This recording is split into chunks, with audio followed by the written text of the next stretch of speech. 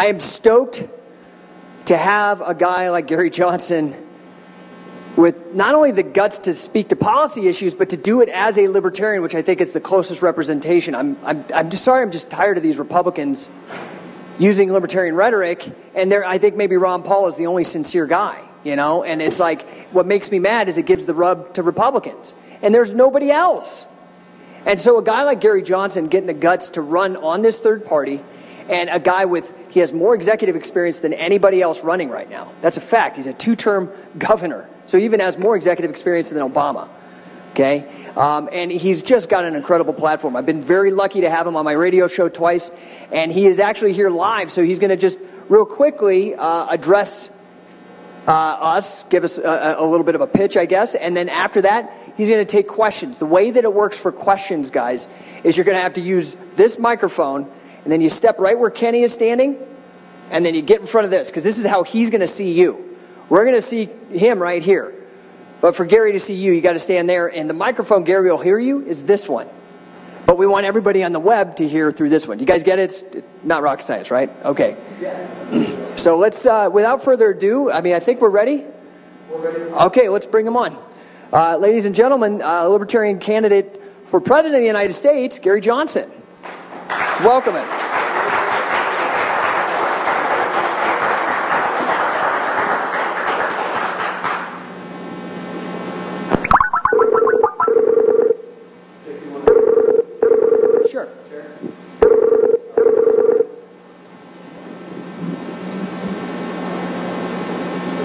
There you go. Are you there? I'm here. Can you see me? I can't see you, but I can hear you. We'll give it a second. Maybe it has to just load, but we can hear you just fine. Thank you so much for coming out and addressing the Libertarian Party of Utah, Governor. Absolutely. Absolutely. Thank you all. So I kind of already gave you a lead-in and an introduction. If you wanted to maybe, what we were hoping to do, I know you're a busy guy. We've only got you for 15 minutes. If you want to maybe address them, speak to some of the things that you think are important, and then maybe after that, we could open up to questions. Is that all right with you? Yeah, absolutely. Just make it as relevant as possible. If we want to start out with questions right away, that would be great. Can you see me, or do you just have audio? We have audio. We're trying to figure out the video. So hopefully the video will pop up here pretty soon. We got a nice big screen, but it's not you, unfortunately. But we can hear you just fine. So let's go to anybody in the audience. Do you have a question for Gary Johnson? Anybody? Come on up. Is it possible you answered that video for Governor? I'm sorry. Is it possible we answered with that video? Maybe. Tell me if I call him right back. How about we call you right back? Okay, we'll do that, and we'll have a question for you. Here you go. I'm trying to make this video full screen, guys. I don't know if you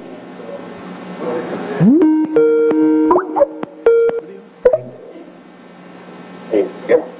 There we go. All right.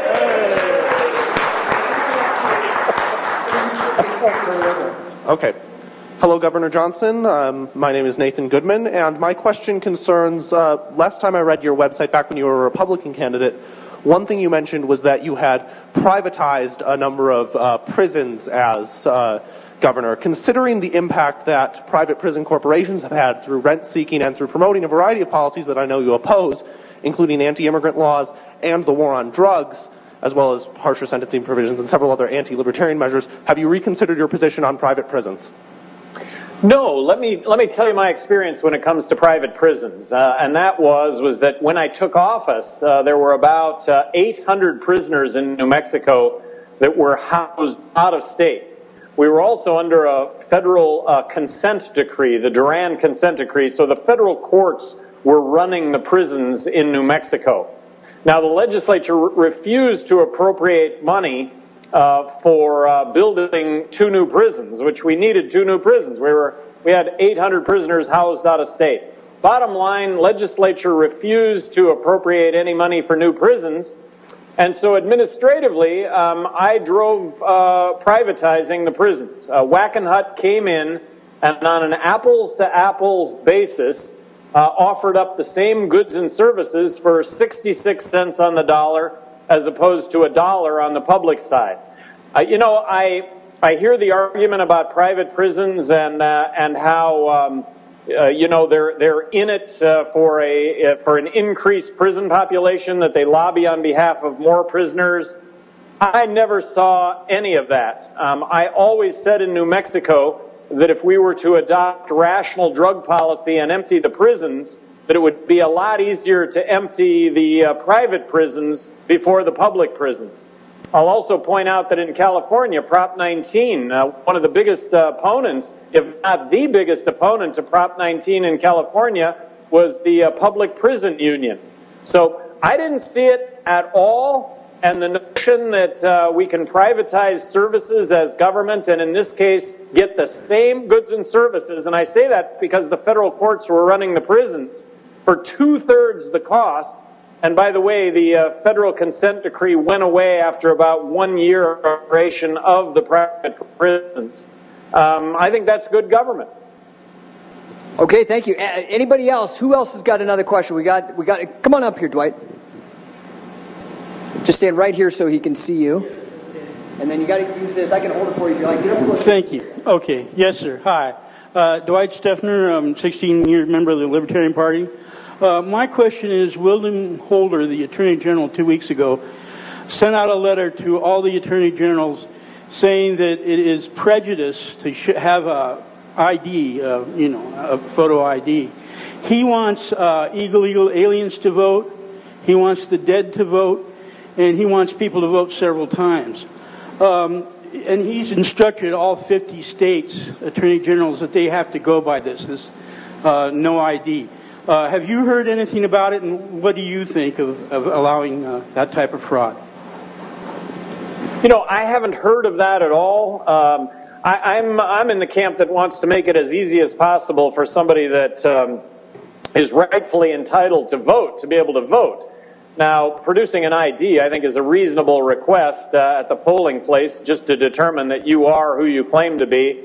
And we all recognize that we have to sign our name saying that we are who we represent ourselves to be. And, of course, that is subject to criminal penalty if we don't do that. But I'm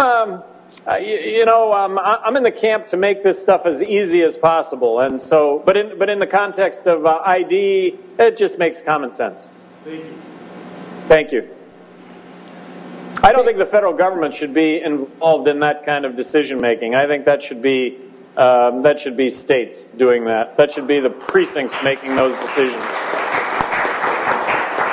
Okay, Governor, we got another person. Come on up, just introduce yourself. Yeah, my name is Dan. I have a question about nuclear power, actually. Yes. Governor, are you familiar with nuclear power derived from thorium, and would you be willing to fund research and development for that? Being from New Mexico with Los Alamos and stuff, you guys have a proud heritage of research and development of that kind of technology, and I'm just wondering what your take is on that issue. Well, my understanding on this issue is that we got to a point in our history, and maybe you can tell me what that exact date was, where we had to make a determination between thorium and uranium, and we went with uranium because it had a byproduct of weapons. And so to me, what I've read about it, what I understand about it, is it's incredibly exciting. Now, why isn't the government involved? Given the fact that we do have appropriations that we lend in that direction, I would be curious to understand really what the drawbacks are to thorium, why the private sector hasn't stepped up, and I am making a couple of promises if elected President of the United States. One is I promise to submit a balanced budget to Congress in the year 2013. Now, that's not promising a balanced budget. That's promising to submit a balanced budget, but that's a $1.4 trillion reduction in federal spending. So when it comes to money that we spend within the context of the Department of Energy, if you will, and by the way, I'm open to the argument of abolishing the Department of Energy, but in the context of all the money that we spend on energy development, in that context, spending 43% less money and still directing money at thorium, I would be asking that kind of question because, and maybe you have those answers and can educate me here a little bit. Well, it is my layman's understanding that in the late 40s and 50s, I think it was at Oak Ridge actually, they were testing all sorts of nuclear reactors, and thorium, although it's much more common than uranium and much, much safer considering what Fukushima has done to the planet, they went with uranium obviously because of the weapons industry, which became, you know, Eisenhower's military-industrial complex, and because thorium, which ironically also, thorium reactors also use fluoride ironically, but that those reactors were corrosive at the time with the knowledge that they had. But it is my understanding that those problems have been solved to a great deal, and that thorium could solve all of our energy needs, liberating humanity, and that's what libertarianism is about, and you know that it's a viable option for the future. So thank you very much, Governor. Yeah, thank you, and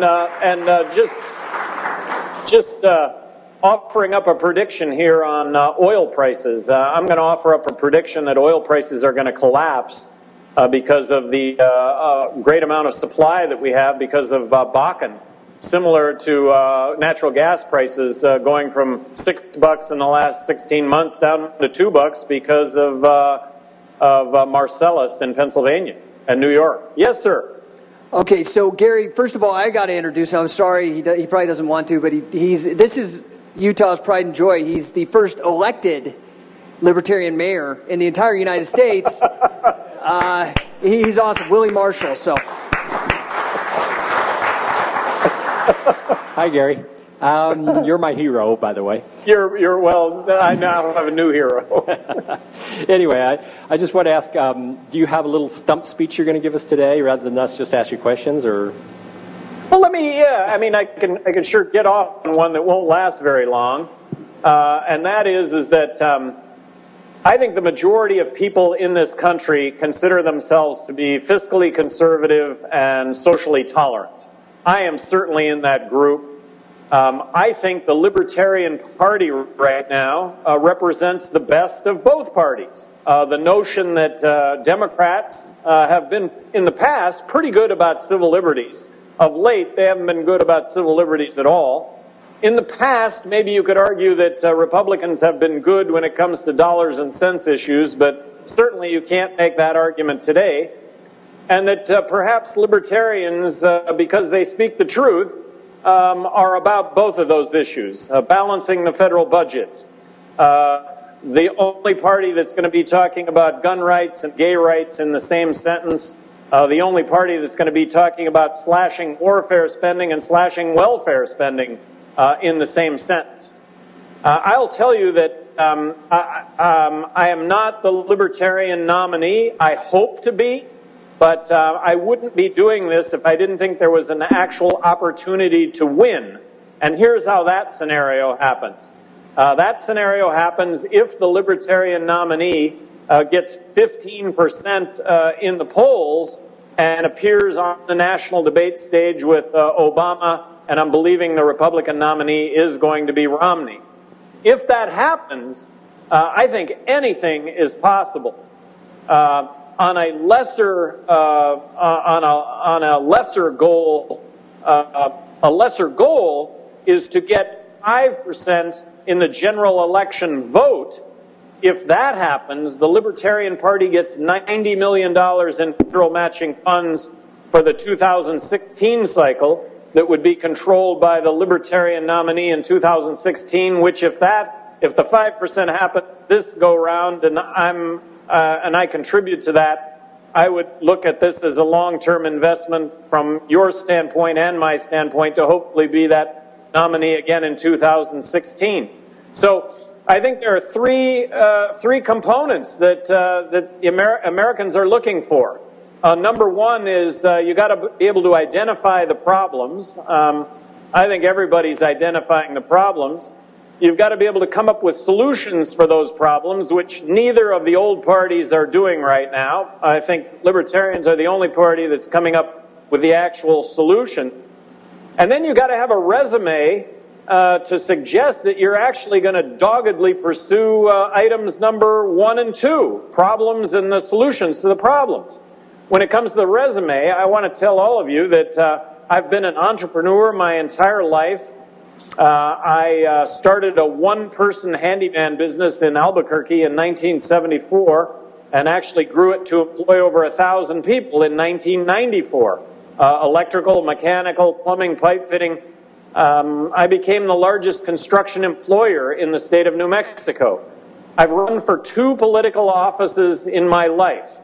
Governor of New Mexico, re-election as governor of New Mexico. This is my 3rd endeavor running for office, but I made a name for myself vetoing legislation.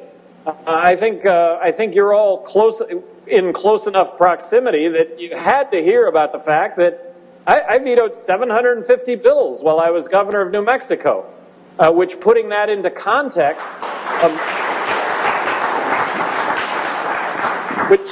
putting that into context, may have been more bills vetoed than the other 49 governors in the country combined. And then in a state that's 2-to-1 Democrat, New Mexico, I get reelected by being a penny pincher. And not only on the penny pinching side, on the fiscal conservative side, really, I was the most outspoken governor in the country regarding school choice, that we should bring competition to public education, I took a really high-profile look at the war on drugs, and in 1999 advocated legalizing marijuana. Let's control it. Let's regulate it. Let's tax it. Let's reduce the 2.3 million people that we now have behind bars. I mean, we have the highest incarceration rate of any country in the world. Looking at issues and looking at solutions, immigration. Let's not build a fence. That's absolutely crazy. Let's make it as easy as possible for somebody that wants to come into this country and work to get a work visa. Let's understand that border violence has to do with the prohibition of drugs, and if we legalize marijuana, arguably 75% of that border violence will go away with Mexico. So I think there's a real opportunity here to change the world a little bit, and from my standpoint, this is a permanent change for me. Arguably, I got to be the Libertarian governor of New Mexico for 8 years under the guise of being a Republican. I will tell you that about 3 months ago, I went to the Florida State Convention, Florida Libertarian State Convention, and I went and I manned the booth at the state fair. I bought myself a Libertarian t-shirt to man that booth. Confession, I have never worn a Republican t-shirt in my life because there's a Republican dogma that I've never been able to defend and don't want to defend, and but yet there is nothing about being a libertarian that I can't defend and in fact espouse and debate and discuss and proudly do so. So I want to thank all of you for your activism, and I would love to, like I say, if any of you have any further questions or comments or insults, I'd love to hear them. And okay. There is the... We've only got a couple because I know that you've got a busy schedule. So did you have one? Okay, come right here so you can see it. And everybody line up back here behind Brian. We're going to try to make this relatively quick. Just introduce yourself. Governor, my name is Brian Camerth. I'm a lifelong Utahn. My question for you centers around actually the campaign. I have been a Republican. I'm recovering from that. But when I get talking to family and friends, they talk about a Libertarian candidate and they say, oh, he's unelectable. And I say, well, go back and tell that to Abraham Lincoln. And they look at me like I'm an idiot. And I said, no, Abraham Lincoln was a third-party candidate who won. And when I start going over the history that way, they kind of go, well, okay, I guess he does have a chance. Have you thought about making some kind of comparisons that way and saying, here's a third-party candidate who made it, I can make it too? Yeah, let me offer up this one, and you can tell me whether it's relevant or not. But that would be the notion that what if we had a libertarian president that went along with Democrats and Democrats' initiatives to really improve on civil liberties? What if that were the case? And what if we had a libertarian president that would actually go along with Republicans and slash spending? I mean, challenge both in both areas. You know, the ACLU came out with a report card on all the presidential candidates about 3 months ago. 4 Liberty Torches was a perfect score. Now, the ACLU, a group dedicated to civil liberties, a group dedicated to the Constitution, the first 10 amendments of the Constitution, but I really think that the report card highlights the differences with the presidential candidates. Out of 24 Liberty Torches being a perfect score, Rick Santorum and Mitt Romney had 0 Liberty Torches. Newt Gingrich had 4 Liberty Torches. President Obama, 16 Liberty Torches. Ron Paul, 18 Liberty Torches. And the winner was Gary Johnson, 21 Liberty Torches. So what if I'm just back to the premise. What if you had a libertarian president that went along with Democrat initiatives to enhance civil liberties? And what if you had a libertarian president that would actually go along with Republicans and balance the budget? Keep Republicans in check on other issues and keep Democrats in check when it came to pocketbook issues. Governor, my name is Terry Beckstead. I've been an emergency physician for over 30 years. I've had the opportunity to administer to patients for painful procedures the psychedelic dissociative anesthetic ketamine and have seen the positive results of that. I have one question, and it has 2 parts. Whether or not I practiced and also now practice on Native American reservations in hospitals. I wonder if the Native American medicine man might be a good one, in addition to physicians, to prescribe and administer these very important medicines. And secondly, whether or not there is some protection for people who are in plural marriage who become public. They seem to be targets right now. So I guess it's 2 parts, one about drug freedom and the other one about, marriage. But this time not gay marriage, polygamous marriage. Well, and first of all, talking about drug freedom, you could also tie that to free markets when it comes to health care. Just the government blowing the lid off of supply, getting rid of rules and regulations that prevent the Indian medicine man from being an alternative source for our health care. And I use that as an example of literally hundreds of other examples that might exist. Talking about polygamists and protection coming forward, yes. I was asked about polygamy, and of course this is the United States. I think the irony of polygamy is that if it weren't sanctioned marriage, it would be absolutely legal for a man to live with several women, or vice versa, a woman living with several men. But because we do have marriage laws, and I do support marriage equality, but because we have marriage laws, it ends up being against the law, and we end up criminalizing individuals for behavior that, but for those laws, would otherwise, these people would not be criminal. Okay, we've got William here. My name's William Jones. I ran for state legislature about 6 years ago and had a wonderful time. What I wanted to know is, what's the first thing you want to do when elected president? First thing I'm going to do, same thing I did as governor of New Mexico. I'm going to immerse myself in the dollars and cents of government. And the first thing I'm going to do is submit a balanced budget to Congress.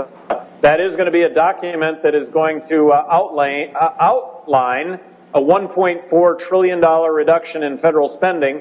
And I talk about that today. That has to encompass Medicaid, Medicare, and military spending, and that's going to be a contentious document, and I would look forward to debating it and discussing that. And keep in mind, if I'm elected President of the United States, what would the American people be shouting at Congress that they want done? I think one of the things they'd be shouting at Congress is, we want a balanced budget. Okay, we've only got two more, and we'll try to make them quick. I know your time is valuable. Aaron? All of your times are valuable, and I just appreciate the chance here at a job interview. I would really like the job. Okay. Yeah.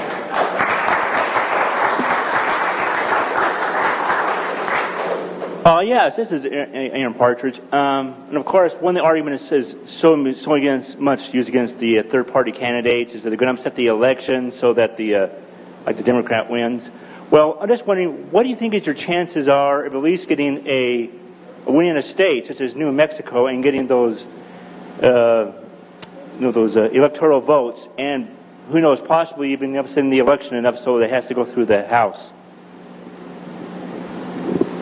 I think it's very possible. Right now in New Mexico, it's being labeled as a three-person race, and those three persons are Obama and the presumptive nominee Romney and myself. That's really. I do think that is a very real possibility. Great. Ferb? Hi, my name is Ferb. I'm from West Valley City here in Utah. My question is, how do you see your role in the United Nations proceeding if you accede to the presidency? So I absolutely espouse non-interventionism. We should not be intervening militarily with other countries, but I do not. I want to distinguish between non-intervention and isolationism. I don't think we want to be isolationists. I think we want to be engaged in dialogue, discussion, diplomacy with other countries. I think that perhaps the United Nations provides that.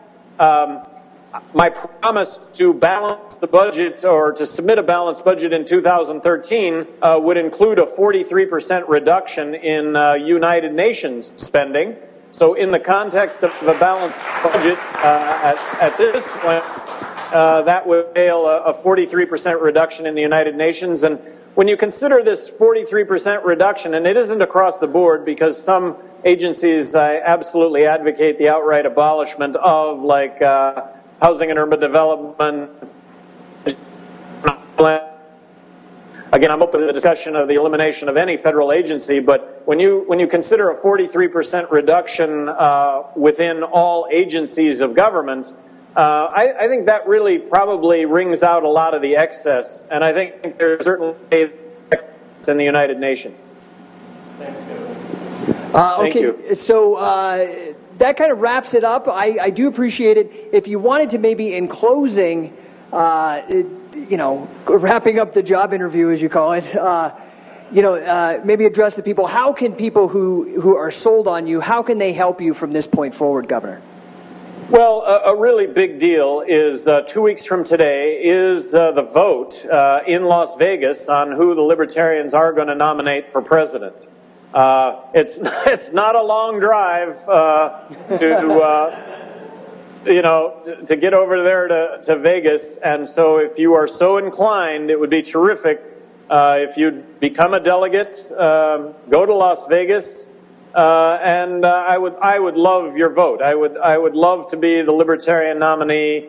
I'm going to pledge that it won't be for lack of work, and hopefully it won't be for lack of being able to articulate the ideals and beliefs that the Libertarian Party has really brought to the world, if you will. I wanted to also point out, and I'm going to point out something I think obvious, or maybe obvious, but 40 years ago, Libertarian Party is 40 years old this year. When you go back 40 years, what is it that people said about the Libertarian Party? They said, well, that's the party that wants to legalize drugs.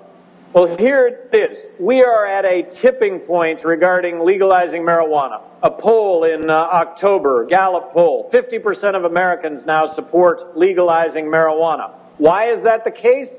Well, it's because people are talking about it. They're talking about it more than they've ever talked about it before. And which group is ultimately responsible for that conversation? Isn't it the Libertarian Party?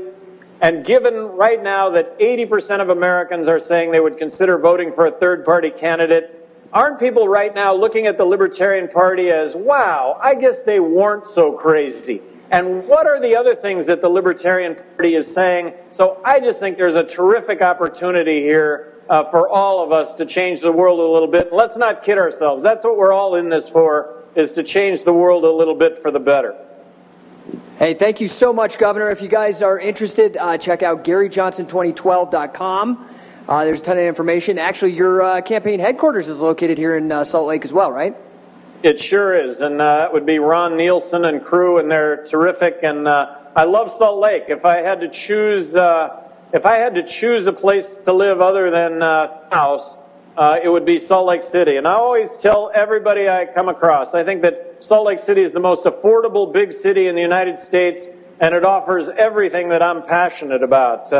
Paragliding, skiing, mountain biking, you name it, Salt Lake's got it. I'm envious. Hey, thank you so much for your time, Governor. All right, thank you all. Thank you.